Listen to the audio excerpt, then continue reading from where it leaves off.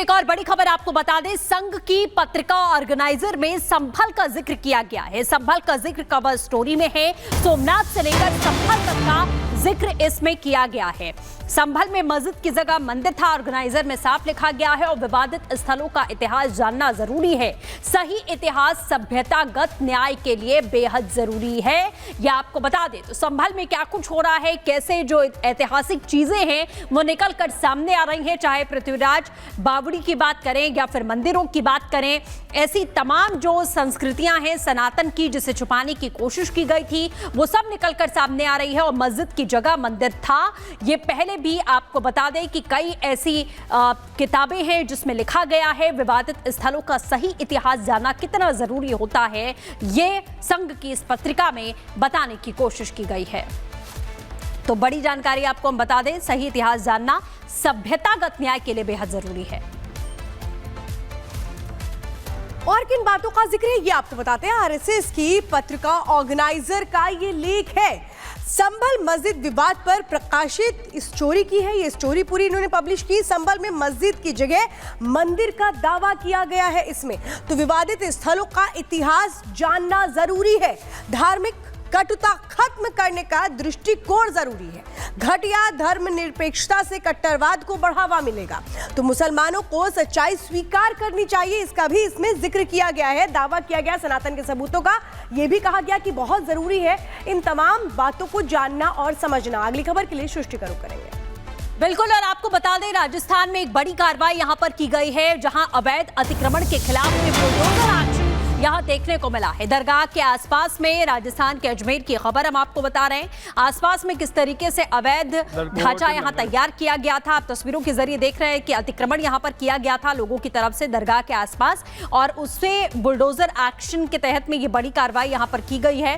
ये तस्वीरें हम आपको दिखा रहे हैं, अजमेर की है ये तस्वीरें राजस्थान से, जहां पर ये एक दो नहीं कई बुलडोजर दिखाई दे रहे हैं जो इस इलाके में नोटिस देने के बाद में उसके बाद कार्रवाई के लिए पहुंचे। दरगाह के आसपास का जो इलाका है वहां पर अतिक्रमण किया गया, जिसके बाद ये बड़ी कार्रवाई। ये उस मेला क्षेत्र में दरगाह बाजार, नला बाजार, अंदरकोट, लंगरखाना, सभी दिल्ली गेट से दरगाह, ये पूरे एरिया में नालियों पे जो भी चबूतरे हैं, रैंप है, अस्थायी अतिक्रमण है, कैबिन है, आज उन्हें हटाया जा रहा है। पूरा उस मेला क्षेत्र जो भी है उसमें ये आज पूरे दिन कार्रवाई जारी रहेगी। इनको बता दिया गया है, ये खुद हटा रहे हैं। यदि खुद नहीं हटाते हैं तो फिर निगम द्वारा, जेसीबी द्वारा हटा दिया जाएगा।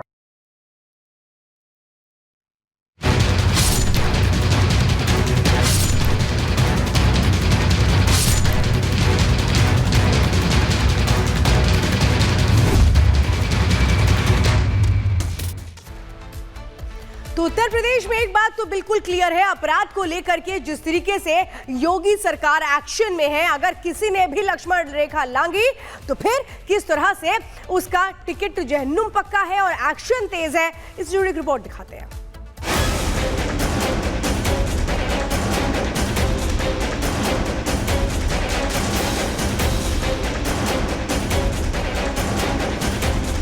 अगर सिर उठाने का कुछ साहस करेगा तो उसको मिट्टी में मिलाने का काम भी सरकार करेगी। लॉ एंड ऑर्डर पर सीएम योगी ने लखनऊ से जो लक्ष्मण रेखा खींची, उसका एक्शन अब पूरे यूपी में नजर आने लगा है। चाहे काशी हो या मुजफ्फरनगर, बरेली हो या गाजियाबाद, जिसने भी सीएम योगी की खींची गई लक्ष्मण रेखा पार करने की कोशिश की है, यूपी पुलिस ने सबको लाइन पर लगा दिया है। मनचला हो या लुटेरा, टप्पेबाज हो या बलात्कारी, हिसाब सबका बराबर किया जा रहा है। उत्तर प्रदेश में बंदूक धाए धाए बोल रही है तो बदमाश पानी मांग रहे हैं।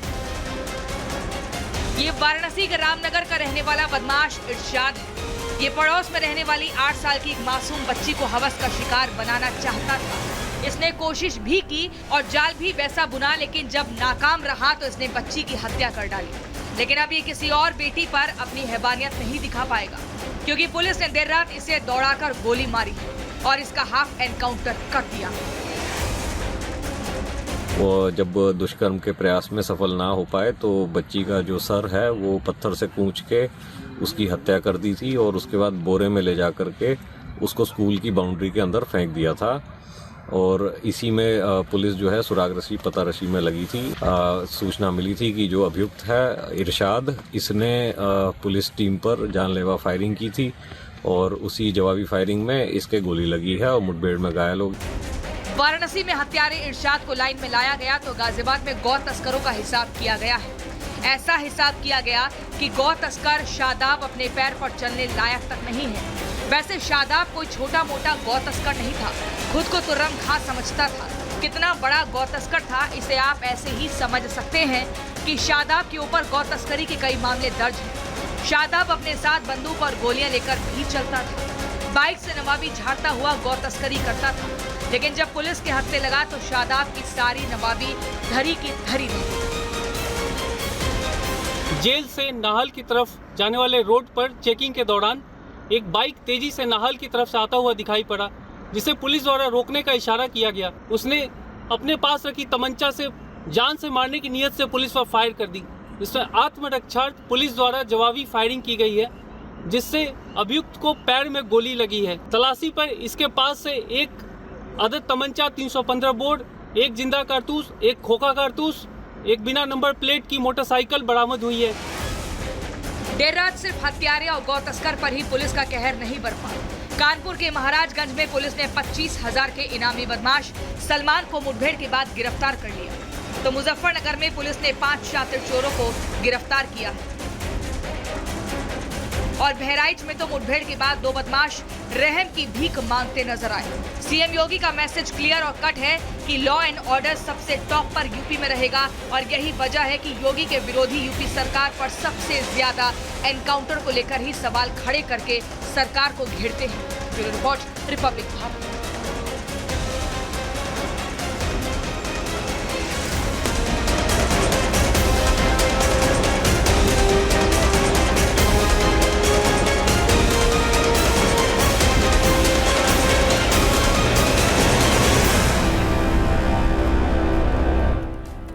और अब बात घुसपैठियों की करेंगे। घुसपैठियों के खिलाफ लगातार देश भर में एक्शन जारी है। दिल्ली में आपने देखा कि फर्जी दस्तावेज बनाने वाले गिरोह का भी खुलासा हुआ, तो महाराष्ट्र से लेकर असम तक लगातार घुसपैठियों की गिरफ्तारी का सिलसिला बदस्तूर जारी है। देखिए रिपोर्ट के जरिए।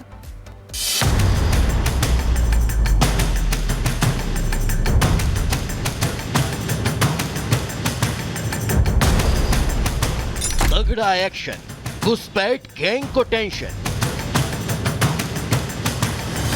पुलिस का अभियान, एक एक की पहचान। स्पष्ट संदेश, भाग घुसपैठिया भाग। देश में रख रहे घुसपैठियों पर ताबड़तोड़ एक्शन शुरू हो चुके हैं। चुन चुन कर इनकी पहचान की जा रही है। असम टू दिल्ली और महाराष्ट्र टू यूपी, कोना कोना घुसपैठियों की तलाश जारी है। महाराष्ट्र में बांग्लादेशी घुसपैठियों की उल्टी गिनती शुरू हो चुकी है। अवैध रूप से रह रहे बांग्लादेशियों के खिलाफ एटीएस एक्शन में है और इसके लिए स्पेशल अभियान चलाए जा रहे हैं।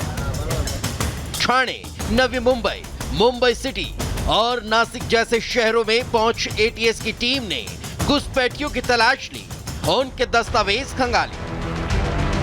महाराष्ट्र में एटीएस की टीम ने 17 बांग्लादेशी नागरिकों को गिरफ्तार किया है जो यहां अवैध रूप से रह रहे थे। शिकंजे में आए घुसपैठियों में 14 पुरुष और 3 महिलाएं हैं। ये सभी नकली